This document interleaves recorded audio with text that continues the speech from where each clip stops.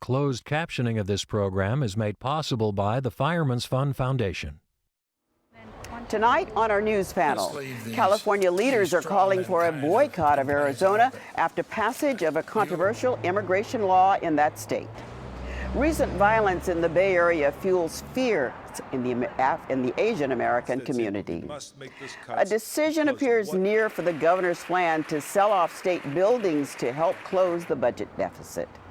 The Ninth Circuit Court of Appeals in San Francisco hands down a ruling that allows the largest gender discrimination suit in U.S. history to go forward. Also, a conversation with former Secretary of State Condoleezza Rice. Street art has been a mainstay in San Francisco's Mission District for almost 4 decades. A dynamic opera. They have an urgency and insistency of their own. And an Earth Month edition of Food and Wine this week looks at the growth of urban gardens and getting leftover food to the needy. Coming up next.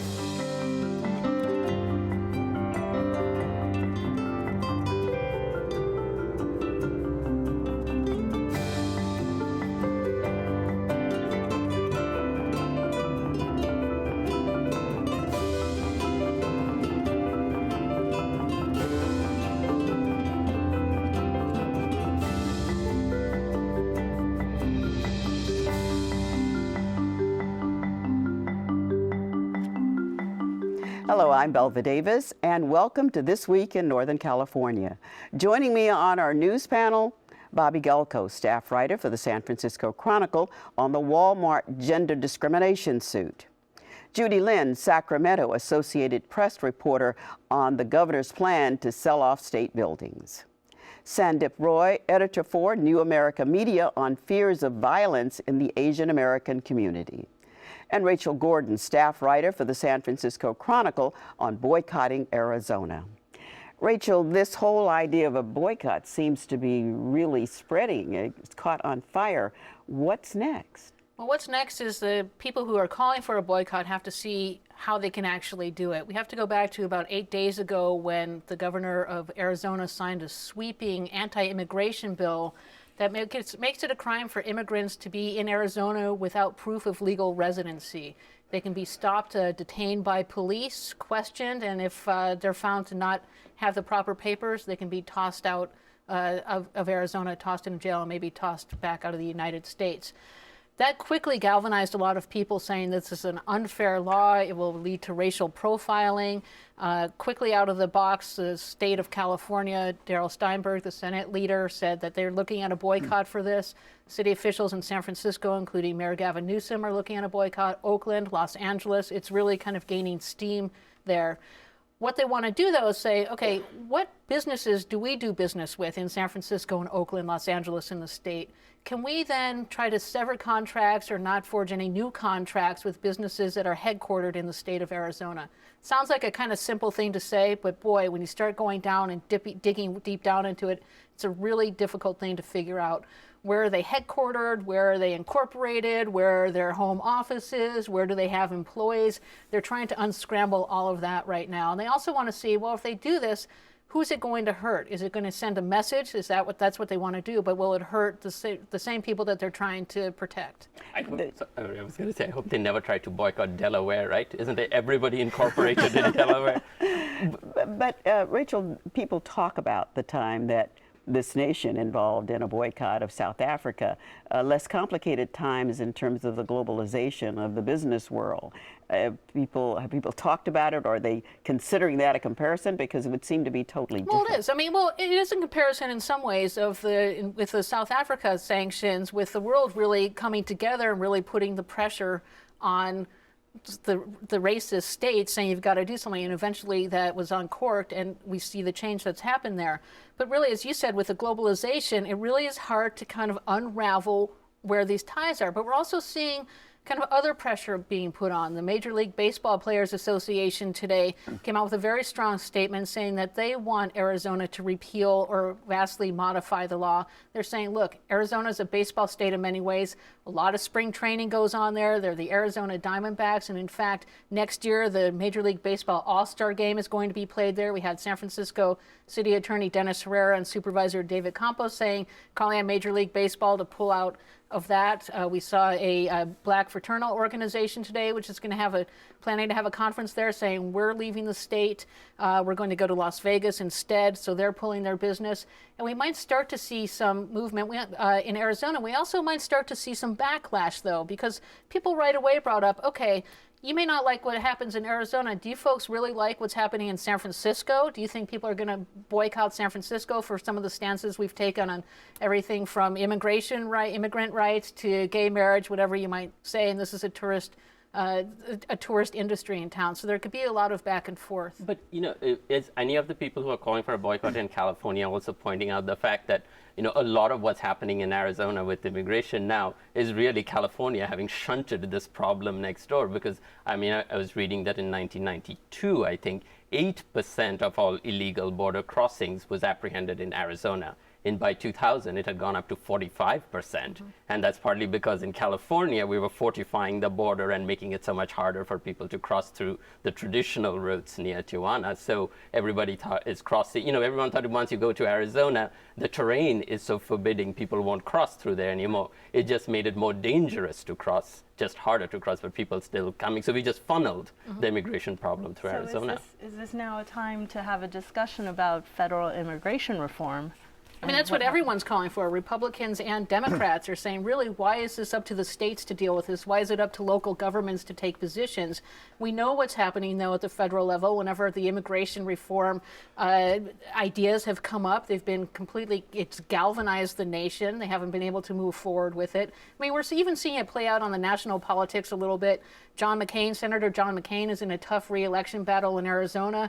He was one of the big proponents of immigration reform, and now he's saying, boy, this Arizona law is the way to go. We're seeing with the Senate leader, Democratic Senate leader, Harry Reid, kind of on the other side of it, because he needs to get the Hispanic vote in his home state. So now he's saying this is the wrong way to go. Rachel, there are major demonstrations planned for this coming weekend. Has this reignited or reset the button on the whole question of what we do about the whole thing of immigration? I think it absolutely has, but you have to look, if it comes from the Obama administration, what are they going to do about it? They just came off the bruising battle over health care. He's looking at climate change. They're trying to do financial regulation reform there. Does he also want to take this hot button issue of immigration reform as we're heading into the midterm elections? Maybe that is what it's going to take to get the voters out on both sides, and you're just going to see where it ends up. But it's a pretty difficult subject to tackle. That brings us to our next subject, which is Sandip Roy's subject, and it has to do, too, with fear. People not understanding one another. Lots of fear in the Asian community about some pretty bad incidents that have taken place. What is the community saying? I think, in a sense, Belva, what it's saying is they want to be heard. And, this is coming in the wakes about 2 weeks ago when a 50-plus-year-old Asian man, Mr. Yu, was assaulted in Oakland and he died. 2 African-American teenagers were arrested and charged. But if you listen to a lot of the Chinese talk shows, there's immense amount of fear about these attacks. But New American Media, actually my colleague Aaron Glantz did some research too. If you just look at the numbers, the homicide numbers, they don't necessarily mirror the sentiments. In San Francisco, Asians outnumber African Americans by 5 to 1. When you look at homicides, African Americans are 10 times more likely to be the victims of homicides. So that's one fact on one side. But then the Asian Americans say, that doesn't mean that there isn't this fear. It's about incidents that happened on Muni. It's about people who got attacked in Hunters Point, and the 83-year-old man who was attacked in January this year, 57-year-old woman attacked in the same Muni stop.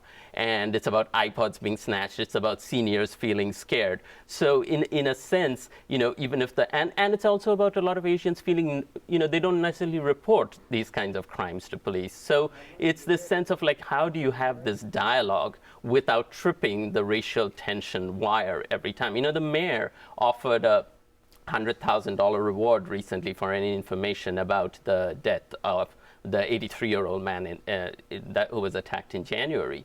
And, at one level that could be welcomed. At another level, people would, it could reignite the thing where people would say, you offer the $100,000 reward for this case, but you don't offer it, when there's just last week a church shooting in Oakland. Is this being viewed as a law enforcement problem, a social problem? Who are the leaders? Who should be the wheel turners on this? Well, here is kind of the interesting thing. If you look at some of the Chinese media, you'll see that a lot of the anger is directed at some of the Chinese American leadership here. The elected political leaders, where the World Journal had an editorial saying, the Chinese American elected leaders come to us every election wanting to get out the community, rally the community, put up your posters in the small businesses that they run. But why are they not at the forefront of this? Why are they not holding vigils and rallies and things it's interesting, though. There was a big hearing or a big turnout at the Board of Supervisors in San Francisco this week with hundreds of people coming, mainly Chinese Americans coming down there to say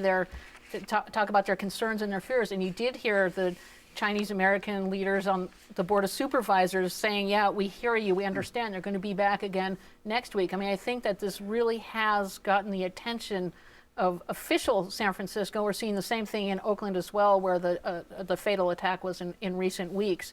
But where do you go from here? This doesn't seem like it's a new problem. It's the same thing that when I was in high school in the late 70s, where there are the same tensions between the Black and Chinese communities. Because it's demographic changing. It's about people moving into each other's community. As somebody said, sometimes we tolerate each other, but we don't converse with each other in the same level. And so, the only way to, Belva, I've been on this show, 2-3 years ago, when there was this whole fuss about Asian Week publishing an op-ed about why I hate blacks. Mm-hmm. And that caused the community to actually come together, and Chinese, African American, Korean papers themselves put the money to do a poll about interethnic, relations in the state. Well, I was at a discussion where the chief of police of Oakland and the superintendent of schools in Oakland, and they saw this as an intersecting problem between truancy, young people not being in school, not having supervision, and so forth.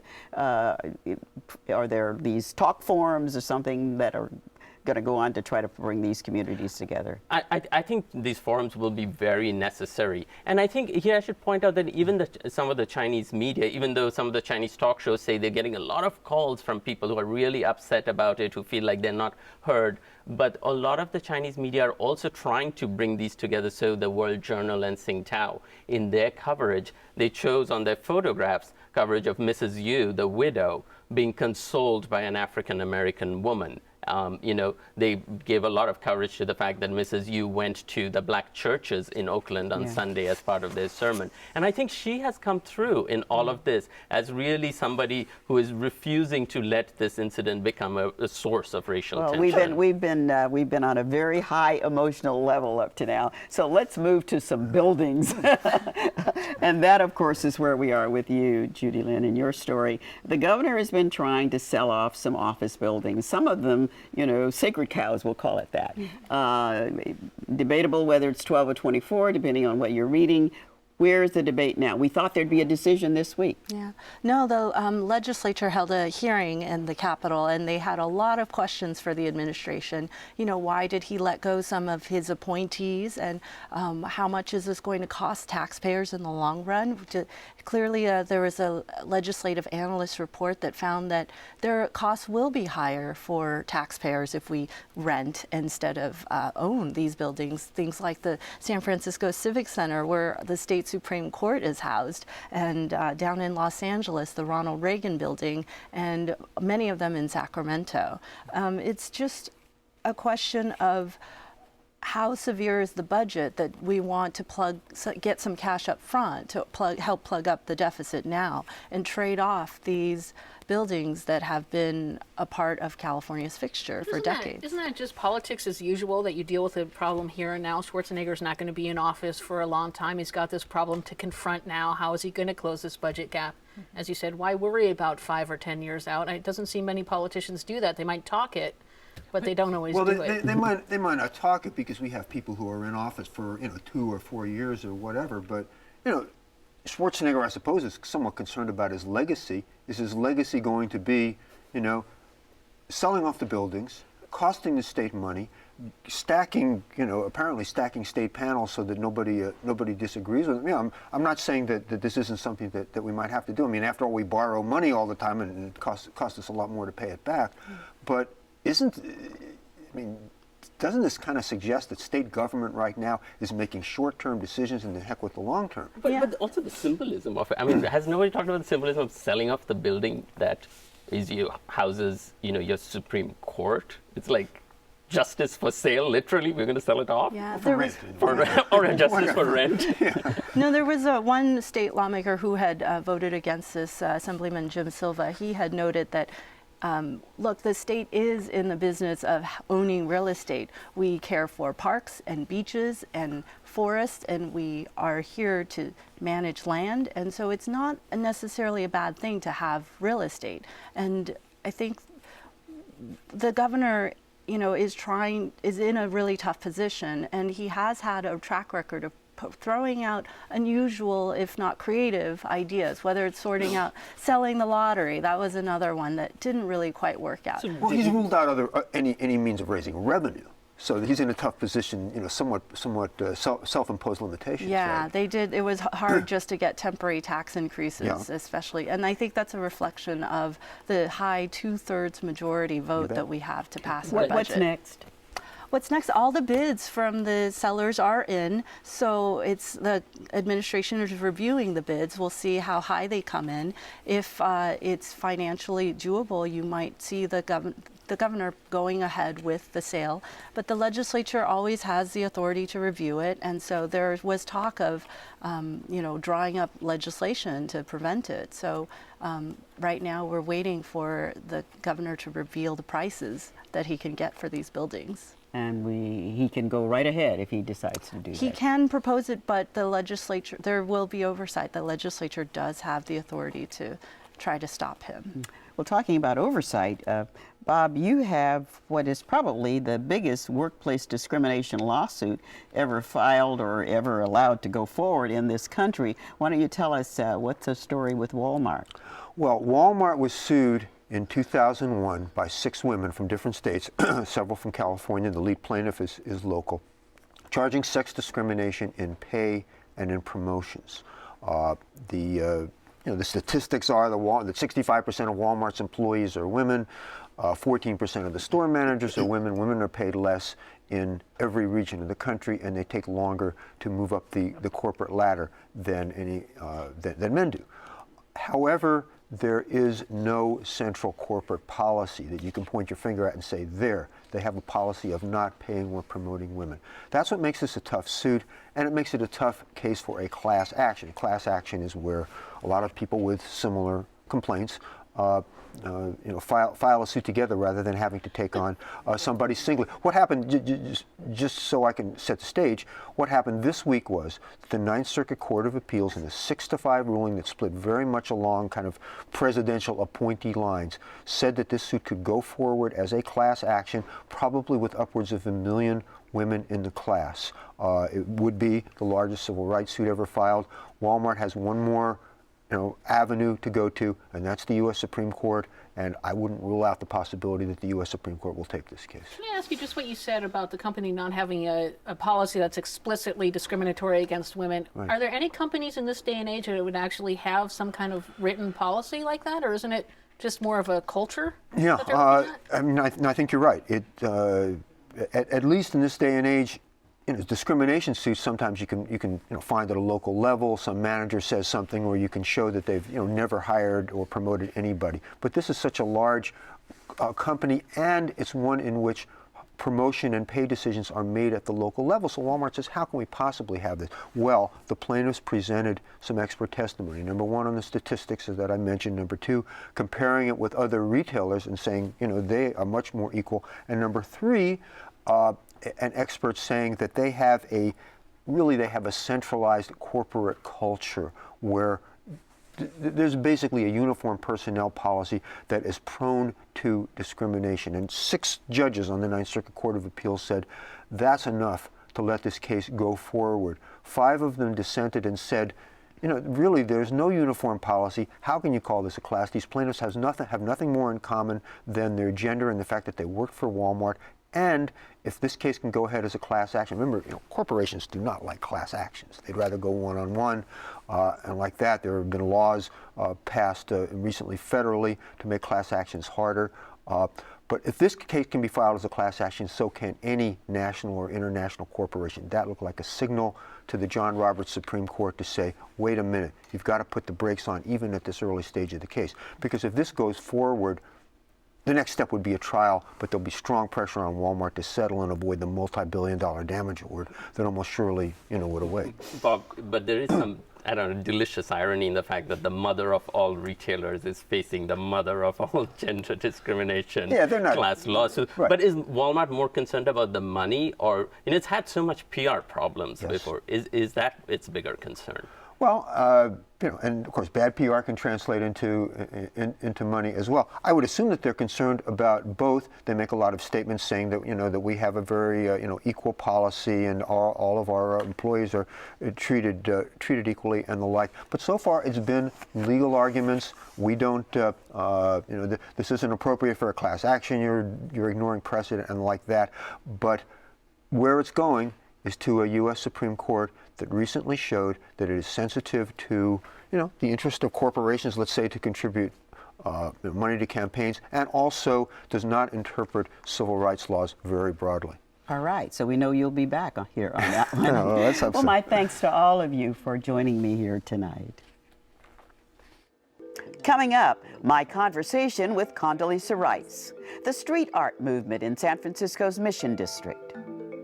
Street art is a response to the unreachable academy of the great institutions. It's a way in which individual creativity finds a way to express itself without all of the intermediate steps. And on Food and Wine this week with Leslie Sbrocco. We joined food runners on their trek around the city, saving good food before it hits the garbage can. And now some other stories from the news this week. Chevron's plan to upgrade its Richmond refinery is on hold. An appeals court upheld an earlier ruling that the company's environmental impact report is inadequate under California law. Environmental groups say that this is a win, but Chevron says the upgrades would actually reduce pollution. And the Oakland Museum of California hosts an opening celebration all weekend after a 2-year, $62 million renovation. The 1969 museum building has been renovated to include new art and history galleries with dynamic displays and interpretive tools and recent acquisitions that reflects California's diversity. The weekend event starts at 11 a.m. on Saturday and go through 6 p.m. on Sunday and are free to the public.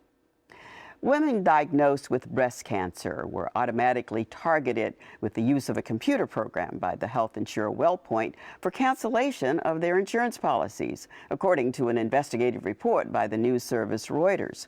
The software triggered an immediate fraud investigation as the company searched for a pretext to drop these policies. Well, former Secretary of State Condoleezza Rice is back in the Bay Area, where she is a fellow at Stanford's Hoover Institution. Rice served under President George W. Bush during some of the most turbulent times in recent U.S. history. She is writing a 3-book memoir, the first out this fall, called Extraordinary Ordinary People, is about her parents and her early life. I spoke with Dr. Rice at a recent fundraising event for low-income women with breast cancer, held by Friends of Faith, named for KTVU reporter Faith Fancher. Here are excerpts from my conversation with Dr. Rice about her work growing up in Alabama and her own mother's battle with breast cancer. Well, I'm here because I believe strongly in efforts like Friends of Faith that help women to cope with the devastating disease of breast cancer. My mother, though she ultimately succumbed at 61, was I was only 15 years old when she first had breast cancer. And because I was 30, when she finally succumbed, at least she got to see me grow up. And so I'm someone who believes very strongly in this cause. when you have a parent who's had the disease, does the fear factor play any part in your life and the decisions that you've made? It has meant being very careful about how I live, about how I take care of myself. But I think the most important thing is that it teaches you to really love every day and know that nothing can be taken for granted. How did you and your dad and your mom handle the diagnosis? Well, I'll read a little bit from a book that I'm writing about my parents and my family. You know, people ask me all the time, how did you get to be who you are? Mm-hmm. And I say you had to know John and Angelina Rice in order to have an answer to that question. Well, you mentioned your book. It is the first in a series, I understand, and you chose to write about your family first and then your career later. I guess we should ask you to read a little bit about that. Can I do what that? happened, and you can certainly do that. I knew that Mother had a doctor's appointment that Friday, but didn't think much of it. Daddy always dropped me off at school each day and picked me up afterward. School ended about 3:30. I waited and waited.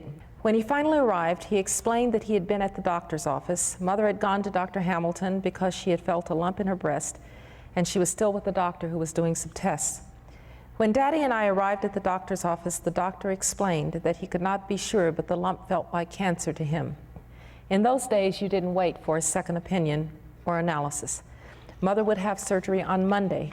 It was likely that she would lose her right breast, and then we would see what else could be done. That weekend was consumed with preparations for her hospital stay. I will never forget the sight of Mother cooking, making and freezing chicken and beef roast and vegetables so that we would have enough to eat while she was hospitalized. I suspected she was trying to get her mind off what she was facing. In 1970, cancer was a death sentence. I could tell that she was scared. I could tell that Daddy was scared, and I was terrified. My father was deeply affected too. He told me that his prayers had been answered, though. When learning of my mother's diagnosis, he asked God not to take her. How will I raise a 15-year-old alone? He asked. He did not have to. Over the years, Daddy more often gave voice to his fears than Mother did, telling me, for example, but apparently not telling my mother, that many of the doctors he'd spoken to had informed him that the cancer really would never go away. Those little seeds lie dormant, and you never know if they'll strike again, he said. The fact is, from that brutal Monday forward, our tight-knit family's sense of security was shaken by the infiltration of cancer into our consciousness. That was the new normal.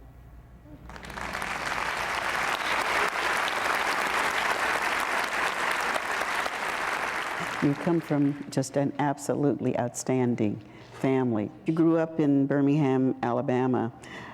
Yet the story of your parents and their ability to overcome all kinds of odds and not carry the mark of segregation with them, how do you think they did it? My parents believed very strongly, as did their parents, that you might not be able to control your circumstances, but you could control how you reacted to your circumstances. Now, I'm actually not even the first PhD in my family.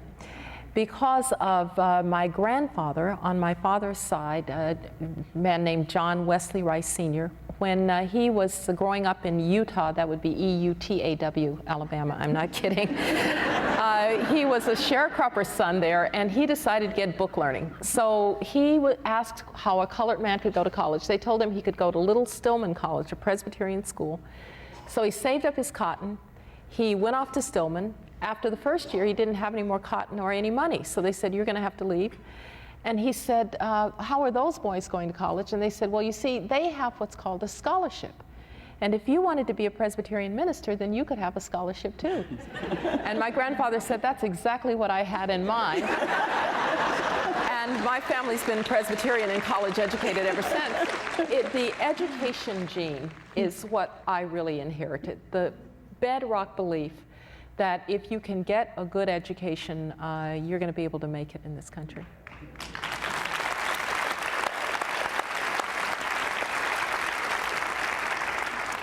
You did grow up in tough times, though. When you were 8 years old, you were confronted with an incident that shook the world. It was the bombing of the 16th Street Baptist Church, from which 4 young black girls, Negro girls as they were called them, were killed. One of them was a classmate of yours.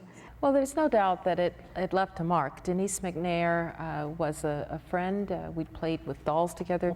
Everybody in Birmingham, in my little community of Titusville, which was a little black middle-class community, everybody in that community knew at least one of those little girls.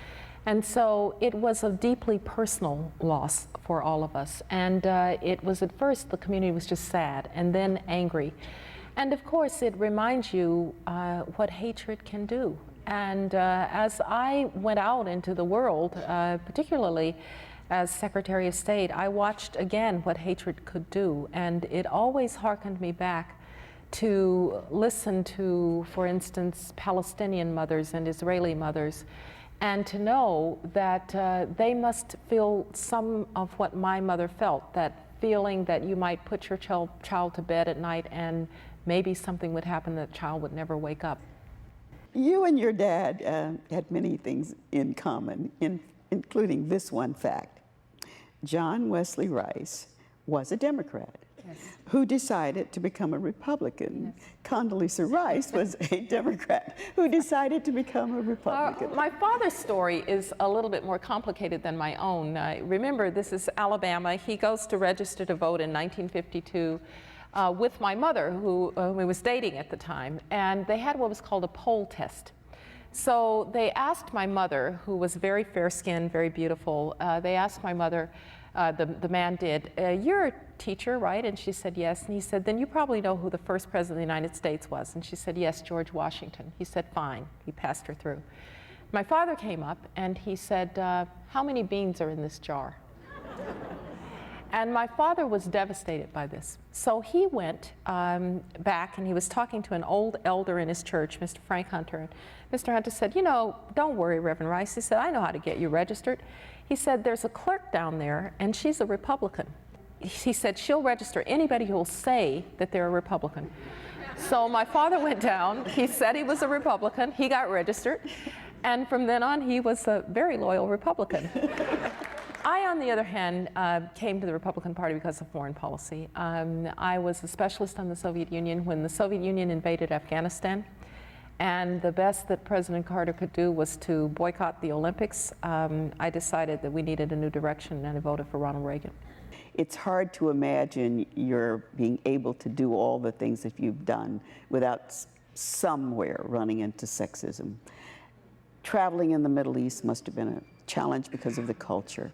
When you are Secretary of State, people go out of their way to be nice to you. They really don't want to get on the bad side of the Secretary of State. I found it something of an advantage to be female. And there was one very important reason for this, and that is that I felt I could model or pattern for women in the Middle East the potential for a better future than they have. The Middle East is failing to the degree that it is because it treats its women, too many places treat their women badly. And I can tell you that if you find a society that treats its women badly, it's a dangerous society. And if I could do any one thing, I would empower women worldwide. I would always have one really interesting experience. I'd be at the end of a meeting with some very, very conservative Shia cleric who couldn't shake hands with me because I was a woman. But at the end, he would say, "Would you wait here for a minute? I want you to meet my 13-year-old granddaughter." And out would come this little covered girl who would say, "Oh, I've seen you on television. I want to be just like you." And I would think, you know, he's prejudiced. But somehow beneath that prejudice is a grandfather who wants life to be better for his granddaughter. And ultimately, that's going to be the saving grace of this part of the world. What is the toughest decision that you had to make in these very political roles that you played? Well, the toughest decisions are always those that relate to war and peace. And because of September 11th, we had a lot of them. And you know, if you were in a position of authority on September 11th, every day after that was September 12th. We were faced with some difficult decisions, and so anything having to do with war and peace, Afghanistan, Iraq, and in my case, one case of Lebanon, where war had broken out between Israel and Lebanon. I was negotiating the ceasefire, and I had to stand next to Fuad Siniora, the Prime Minister of Lebanon, a man for whom I had enormous respect, whose country was being laid waste by the war. And I had to say to him, I'm not going to be able to do this until we can deal with Hezbollah. And that was very, very hard indeed. What criticism has been the toughest for you to take? I don't spend too much time worrying about criticism. If you did, you'd simply drive yourself crazy, drive your blood pressure up, and be mad at people all the time. So it's not worth it. But I used to tell the press, much to their chagrin, Belva, that today's headlines and history's judgment are rarely the same, and I'll wait for history's judgment. When people would question truthfulness or motives, that really bothered me. And we see it now. We see people do the same thing on the other side. And somehow we ought to be able, in a great democracy like this, to have policy differences and not assume the worst of those who disagree with us.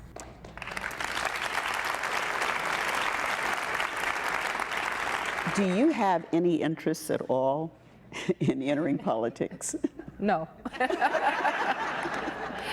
I have a lot of respect, enormous respect for people who run for office. And we get a lot of good people to run for office. But our process is very tough, and I'm not one who believes it's too tough. You want to see people when they're tired. You want to know how people react when they're angry. So I think the process is just fine. But I also know that you'd better be someone who's energized by it, not enervated by it. And you better have a fire in the belly to run for office that I simply don't have. There are lots of ways to do public service. I myself, after the 8 years in Washington, have come back. I have a lot of interest particularly in K-12 education, because I'm a great believer that what holds us together as Americans is what I'll call our great national myth. And a myth isn't something that is untrue. It's just something that's a little bit outsized in your thinking. And ours is the log cabin. You can come from humble circumstances. You can do great things. It doesn't matter where you came from. It matters where you're going. But without a quality education, it's simply not true. Do you feel any special responsibility or any role that you should play because you're the most famous African-American woman of your generation? Well, there's some others out there who might take that title. I think it's terrific that we've had 2 black secretaries of state. I think it's terrific that we have a black president. These are all great things. But still in this country, race is a factor, and it's particularly a factor if it's combined with poverty. I feel a special responsibility. When I was Secretary of State, of course, I had to do the things that Secretary of State did, but I took a special interest in trying to diversify the foreign service of the State Department. I used to tell people I could go all day at the Department of State from meeting to meeting and never see anybody who looked like me. And that's not right for a great multi-ethnic society. And so whether it's diversifying faculties or the State Department, we've got to do it. I do want to close this conversation by letting you know that it's been a privilege on behalf of Friends of Faith to sit here and chat with you. Thank you, Belva. And it's a privilege with you. Thank you. Thank you.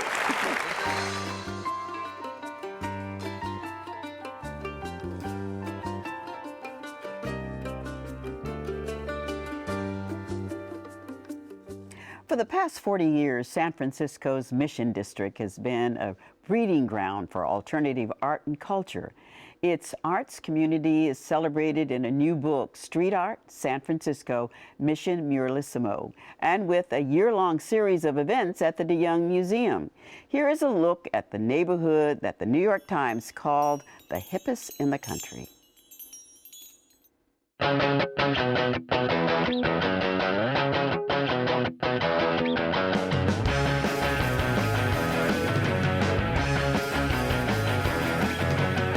Street art is a response to the unreachable academy of the great institutions. It's a way in which individual creativity finds a way to express itself without all of the intermediate steps, whether it's the curator or the gallery owner.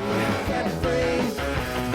I really gotta get free. You're not creating something you're waiting for permission and acceptance. You're creating something out of your own passions and perceptions and purposefulness. I wanna be set free, set free, set free, set free.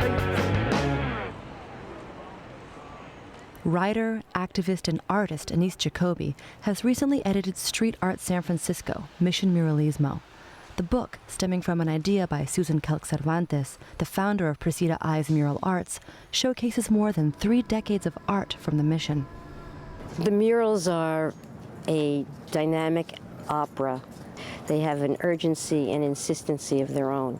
And the way in which you negotiate the neighborhood in terms of what's grabbing your attention, where are you looking, gives the mission a distinction because it is not polite. Artist Susan Green is one of the hundreds of artists drawn to the neighborhood. She left New York after hearing about the vibrant scene in the mission and has been creating street art for nearly 30 years. The mission was the first place I lived, and every week there was a new club and bands and art and experimental this and that and films, and it was just very exciting. From the beginning, Green's work has been a testament to the power of the medium. Welcome! Welcome to 16th and Valencia, the Garden of Decay! In the 80s, she worked with the Urban Rats, a mission street art group who took over an open pit on 16th and Valencia. At the site, 12 people had died in a dilapidated apartment building due to a suspected arson fire. The revealing of stories is compelling to me and what kind of motivates me and keeps me going. And we made a graveyard with the names of all the people who died, and then we made a flyer that we put around everywhere to say that this wasn't vandalism and to explain what we were doing and why and what it meant.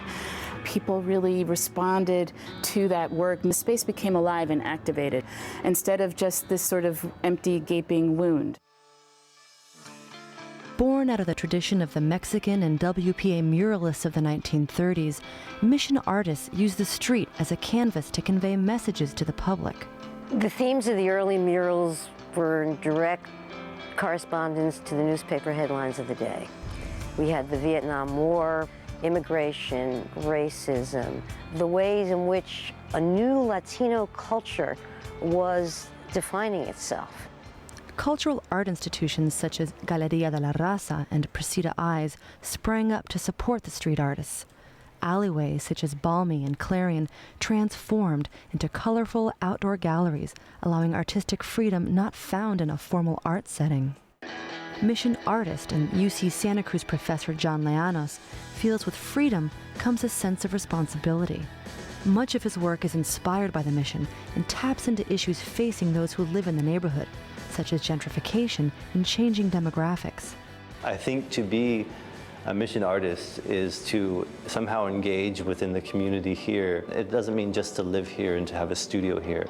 I think it has to do with kind of a certain kind of commitment and engagement with the people and the multi-generations, the multi-ethnicities, the multi-kind of classes that are in existent here. Susan Green agrees. I love the process of mural painting and the public aspect of it and the kind of performative aspect of it and the interchange with people and the interaction with people. It makes it very alive for me. So, and it also makes me understand what I'm doing. I mean, is it useful? Is it meaningful to people? Are people interested in it? And you get to hear, you get to hear the real critics live, in the moment. And they will tell you if they don't like something. The criticism can also be anonymous via someone tagging or spray painting on the mural, or worse. Several years ago, Susan Green was commissioned to repaint a mural of historical figures she had done in the 1980s, adding in new people, like activist Rachel Corrie, who was run over by a bulldozer in the Gaza Strip. And somebody came and smashed her face and the face of Mumia Abu-Jamal. But then I patched the walls and repainted Rachel's face and Mumia's face, and then it happened again. Replastering the mural for a third time, something unexpected happened before Green had time to repaint. One of Rachel's roommates from college actually was in town and was going to the Art Institute, and she was very disturbed to see that the face of her friend smashed with these big holes, and then it was re-plastered, but where was her face? And so she started to paint Rachel's face, which was very moving to me. It's just this other sort of story about how the murals have a life of their own and communicate in ways that I, as the artist, have no idea. Green is working on recreating another mural lost when a building in Clarion Alley was torn down, another pitfall of street art. She's in her studio painting cutouts, which will be installed on a wall around the corner from the mural's former location. Art in public is a risk. Sometimes they don't last forever, and maybe they shouldn't necessarily. And so yeah, it's a part of life. Nothing lasts forever. But why has the Mission, more than any other neighborhood in the city, been such a beacon for outdoor creative expression? It's more like the legacy of the Mexican Revolution and the legacy of public creative practices that the Latino communities have, right? And I don't think that wealthy, white people in the Marina District really have those cultural legacies, right? So this kind of indigenous public creative activity that happened with people living here from everyday life really paved the way for other artists to not only enact in street art here, but to engage in a kind of creative mentorship. The Mission has undergone tremendous changes, especially in the last decade, as white-collar workers have discovered the neighborhood, pushing out some of the Latino families and artists. Despite the challenges, the neighborhood remains a captivating laboratory for cutting-edge art. I think that the quality of life in the Mission, its street life, is vibrant, from the strolling musicians to the range of people of all walks of life. It's very embracing and democratically alive. This is where I have learned so much, and where I really have grown up so much, and where I really honed my skills and learned about working publicly. Even though I have certainly struggled here so much, but at the end of the day, I can't imagine living anyplace else.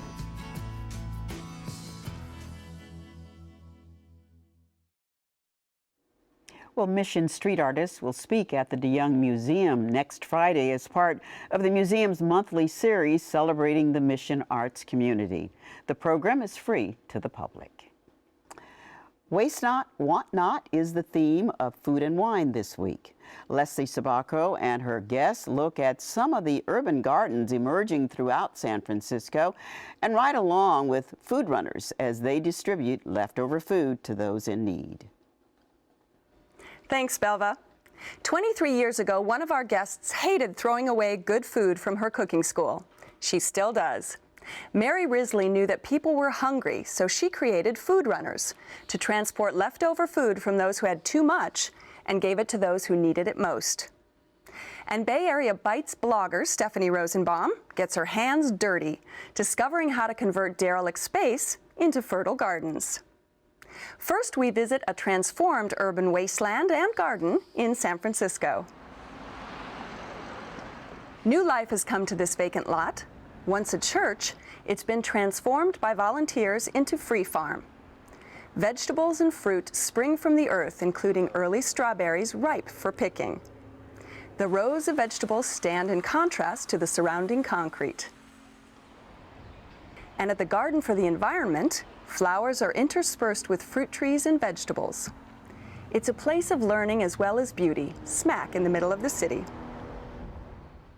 Now, Stephanie, tell us about this growing trend of urban gardens, because we can't even keep track, really, of how many are out there right now. There are really so many that seem to be coming up every month, it seems. I know Free Farm just started in January, and you'd never know from looking at that beautiful space that it all volunteer labor, and people were just so excited to take what they had been walking by, a weedy lot for really years, I think. And now all of a sudden it's become a beautiful, transformed place. And I know there's a lot of other places as well. And it's a way, I think, to get involved where you meet your neighbors. It's very community oriented. Oh, absolutely, absolutely. And you take something that's maybe, a sort of an eyesore in your neighborhood that just attracts trash and, plastic bags, and all of a sudden you can turn it into something that benefits the whole community. And there are a number of these, I think, that people can look at and visit, like Hayes. Like there's the new the Hayes Farm, and then there's a wonderful one called the Alamany Farm that's down the southeastern part of the city. There's also the Garden for the Environment, which is a lovely little garden over in the Sunset that teaches a lot of classes. You can learn about composting. You can learn about keeping chickens in your backyard. You can learn about dry landscape gardening, all kinds of things. Right. And what do people do when they have these urban gardens, and let's say they have too much fruit? They've planted fruit trees, for example, and what do they do with it? Absolutely. Well, there's a wonderful thing called the Free Farm Stand that actually happens in at 23rd and Treat at a park there on Sundays from 1 to 3, and it's a wonderful giveaway of food from the farmers market, as well as a lot of food from people's gardens. And if you have too many lemons, you have too much kale, you have too much lettuce, you can just put it in a bag and bring it down there, and it will be used by the community. What are the resources for people, let's say, who want to transform their own backyard or front yard, take out the lawn and make it a place of... Please get rid of your lawn and grow food. You can grow an amazing amount in a really small space. There's a lot of resources out there. There's a wonderful garden. There's a wonderful organization called Planting Justice that I just started working with, and they transformed my friend's little tiny Oakland bungalow into what we're calling the food forest. They're permaculturalists, and they do wonderful work, and they also do a lot of work with low-income communities as well. So making this something that's available to everyone, no matter what your income level. Right. And I think, again, we're just seeing the tip of the iceberg here, aren't we? Oh, absolutely. I think this is going to become more and more popular. I know when they had the Victory Garden in front of City Hall, that really, I think, opened a lot of people's eyes that you don't have to have a huge suburban backyard to be able to grow all kinds of things. That's right. And we'll get into talking about food runners with that, because next we joined food runners on their trek around the city, saving good food before it hits the garbage can. Their truck and dedicated community of volunteers, like Tom, pull up to businesses all over the city to collect leftover containers of food. It's then dropped off to organizations for the hungry in their mission to eliminate waste and alleviate hunger. Now, Mary, you started Food Runners in 1987. So what was your goal? How did you come up with this idea? So at Tante Marie's Cooking School, we often have a lot of leftover food. Yesterday we had a whole bunch of scones and breads, and I have to decide whether to throw it away, give it to the help, or drive it to a shelter. And I thought there must be other people in food businesses in San Francisco with that same problem. So I found a woman in Berkeley called Carolyn North who taught me how to do this kind of a program. And we started off with one volunteer. And now you have 200 volunteers, right? And how it works is that anybody with food in San Francisco can call us, and we will send a volunteer to pick up just put it in a plastic bag, and we'll pick it up and take it to the appropriate neighborhood feeding program. Now, is that true of just businesses? Because I know you have over 400 sort of donors, or can people do that from their homes? How does that work? So it's best if you have food in your home. Let's say you know something happened and you didn't have the dinner party. What you can do is you can call us, and we will tell you the best place to take it in your neighborhood. Right. Yeah. And then if you're a business, you would come to my business, say, and you'd pick up. It's hard to send volunteers to a home. Right. And I have a question about liability, because sometimes you would hear people concerned, well, I'm not going to give my food to them because I'm afraid, what if somebody gets sick and then I'll be responsible for that. Is that true? No, there's no reason to be concerned about liability. That you have a good kitchen, you're clean. Yeah, because everything's coming from commercial kitchens. But there was a law passed in 1989 to protect the donor across the country, and there's a California state law protecting the donor. So there's no reason to be concerned about liability. The people are using it as an excuse. And we have over 6 million tons of food in California that goes wasted and unused when it could be recycled and redirected. So no matter how big from the cleaning point of view or from the prepared food point of view, it should not be thrown. You can't recover food that's already been served to somebody on a plate. Right. That has to go into compost. Of course. But everything else should be given to people that And it's can use actually it. quite cost effective, isn't it? It's much cheaper to redirect the food and give it to somebody like Food Runners, and there are other organizations certainly that do this, than it is to throw away or compost. One of our best donors is the Marriott on 4th Street. We send a truck there because it is a big donation, and they have found that they save $7,000 a year by giving it to packaging it and giving it to food runners rather than putting it in compost. Isn't that amazing? And how do you operate your organization? Because I think it's remarkable. You have obviously 200 volunteers, but who are your staff and how are you funded? Well, we get some of our funding from foundations and some of it from our annual appeal. But the big one is we have a part-time dispatcher who gets people to go pick up. An example of picking up food is today at 3:30, there's a volunteer going to Live Oak School down the street and picking up 4 trays of pasta. And it's going to be taken to a detox center on Howard. But so everyone really, what you're saying is everybody can help. Yes. And people can just jump in, and whether it's giving away your fruit tree. Giving away lemons off your tree. Or calling you up, everybody can help. Well, I have to say thank you to both Mary Risley and Stephanie Rosenbaum. You'll find more information on urban farms at kqed.org/thisweek and links to Food Runners where you can sign up to volunteer. Until next time, cheers. Thank you. Well, that's all for tonight. A program note, KQED will broadcast the Republican gubernatorial debate live on Sunday, May 2nd at 5 p.m. I'm Belva Davis. Good night.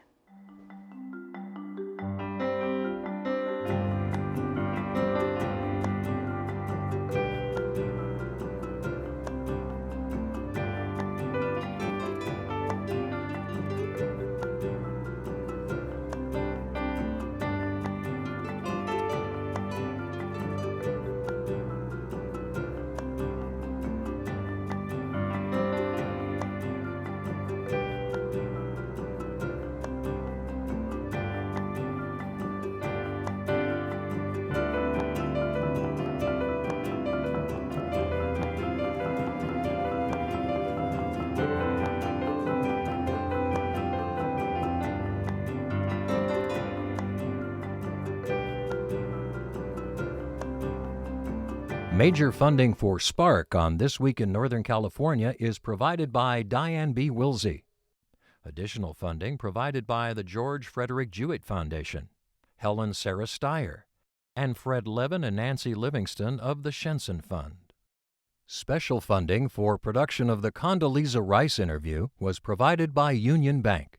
Invest in you.